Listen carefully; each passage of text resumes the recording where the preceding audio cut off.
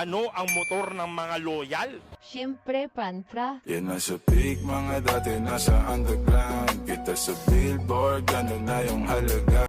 Alright, welcome back guys to another video, and andito na naman po ang inyong paboritong introvert na si Ranico dito sa SOCMED. So, eto nga, matagal na naman tayong hindi nakakagawa ng mga repo na motor. So, itong unit na to actually, um, unit ito sana nung mekaniko na gumawa nung sasakyan ko. Kasi nasira siya before. And napag-usapan namin na itong motor na lang 'to ang ibabayad sa kanya.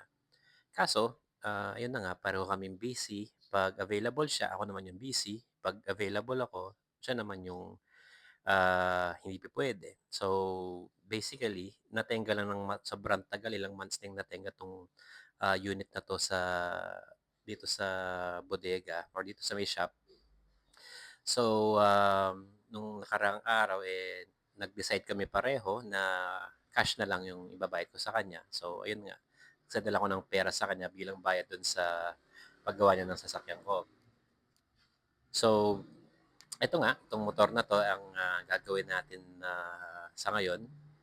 So, isa 'tong Euro Daan Hari 175. Ayan.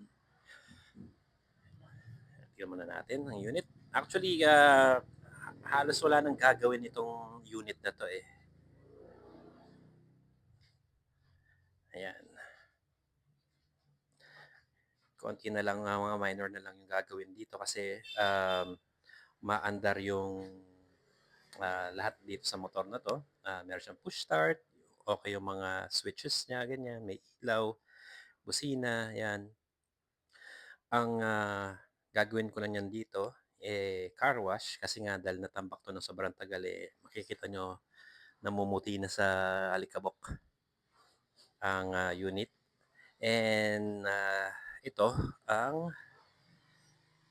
'yan, dito sa may kanyang filter.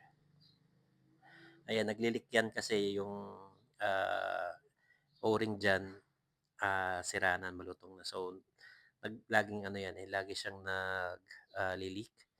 So, ang ginawa natin is buksan na 'yan para malinisan na yung cover, yung takip, tsaka itong filter niya. And then, i-change oil na rin natin siya.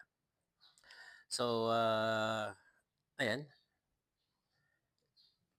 Ayan yung unit natin na 'yan. At ito nga pala yung ating bantay dito. Ating magiting na si Jairo. Jairo. Yan. Hi. Alright, so once na tapos ko na 'tong unit na 'to, hindi ko muna kasi siya masyadong naasikaso today kasi nga naglinis muna tayo dito dahil sobrang dumi na rin. So inuna ko muna nga linisin itong puwesto natin dito kaya mabasa-basa pa siya. And probably mamaya, dahil lalabas din ako, so bibili na rin ako ng oil, nung O-ring niya, and then lalagyan ng langis. So mamaya, um, 'pag nalagyan ko na siya ng langis at nahugasan, gawa lang siguro ako ng isa pang video update para lang dito. And then all goods na tayo for this particular unit. Okay? So sa mga idol natin dyan, sa mga boss, sana po continue pa rin kayong sumusuporta sa maliit nating channel sa YouTube. Subscribe naman po ako, tsaka like. And dito sa TikTok, pa-follow na lang po at pa-like na lang po ng mga video.